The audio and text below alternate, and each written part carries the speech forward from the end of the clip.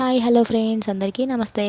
నేనైతే ఈసారి వరలక్ష్మి వ్రతం కోసం అయితే 5 రకాల నైవేద్యాలు పెట్టాను అమ్మవారికి. అందులో ఒకటి పులిహోర, వడ అండ్ పూర్ణాలు, ఇది శనగలు అండ్ పరమాన్నము. ఈ 5 రకాలలో నేనైతే ఇప్పుడు పులిహోర ఎలా చేశాను అనేది మీకు చూపిస్తున్నాను.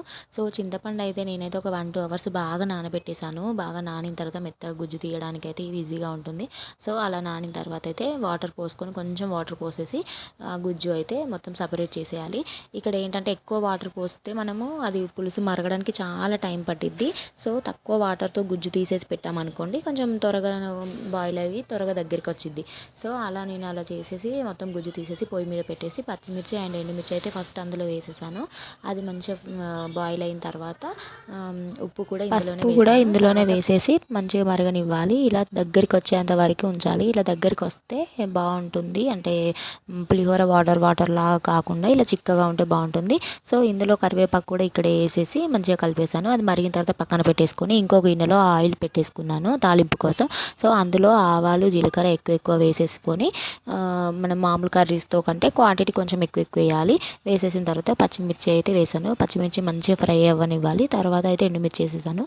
ఇలా ఈ రెండు మంచిగా ఫ్రై అయిన తర్వాత నేనైతే కొంచెం శనగపప్పు ఇందులో తీసుకున్నాను. అన్నీ ఫ్రై అయిన తర్వాత పల్లీలు కూడా వేసేసుకోవాలి. మనకి ఏంటంటే పులిహోరలో మెయిన్ పార్టే ఈ తాలింపు పార్ట్ అన్నమాట. ఇది బాగా వచ్చి బాగా టేస్ట్ కుదిరితేనే మనకి పులిహోర టేస్ట్ అయితే చాలా బాగుంటుంది. సో పల్లీలు అయితే ఎక్కువ వేసేసాను. పులిహోరలో మెయిన్ పల్లీలే కదా మనకి. సో ఇంకా అందుకే పల్లీలు అయితే ఎక్కువ వేసేసి మంచిగా ఫ్రై చేశాను. పల్లీలు అయితే చాలాసేపు ఫ్రై అవ్వనివ్వాలి. ఎందుకంటే పల్లీలలో మనకు మెత్తగా ఉన్నాయి అనుకోండి, చాలా ఫ్రై అవ్వకపోతే అవి పులిహోరలో మెత్తగా బాయిల్ చేసిన ఉడకబెట్టిన పల్లీలాగా ఉంటాయి.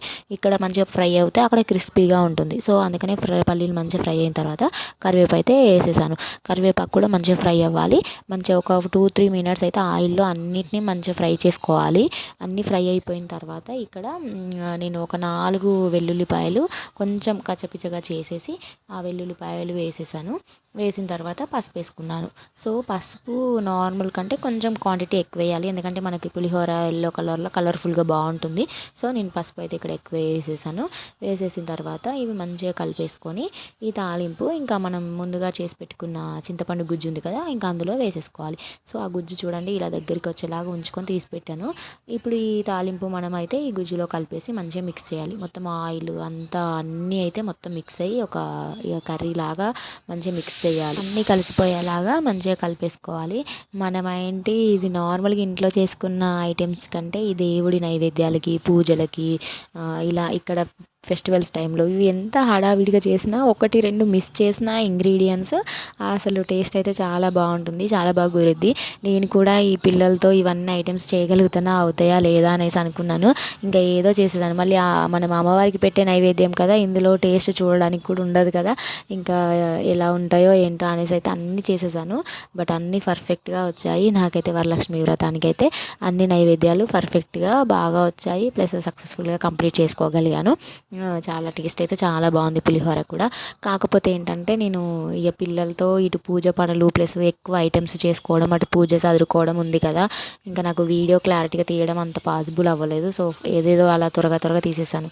ఇప్పుడు అంతా అయిపోయింది కదా ఫ్రెండ్స్. ఇప్పుడు రైస్ పెట్టుకోవడం కోసం అయితే అందులో నేను బియ్యము కొంచెం శనగపప్పు వేసేసి శనగపప్పు వేసి శుభ్రంగా ఒక 2-3 సార్లు మంచిగా కడుక్కొని అందులో ఆయిల్ అండ్ కొంచెం పసుపు వేసేసి అయితే రైస్ పెట్టేశాను.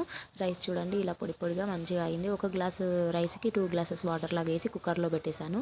సో ఈజీగా అయిపోయింది పొడిగా. ఇప్పుడు ఆ రైస్ని మొత్తం విప్పుకొని, అంటే ముద్దలుగా లేకుండా మంచిగా పొడిగా విప్పేసుకున్నాను. విప్పి పక్కన పెట్టేసుకొని ముందుగా చేసుకున్న పులిహోర చట్నీ ఉంది కదా, ఆ పచ్చడిని అయితే మొత్తం మంచిగా కలిపేశాను.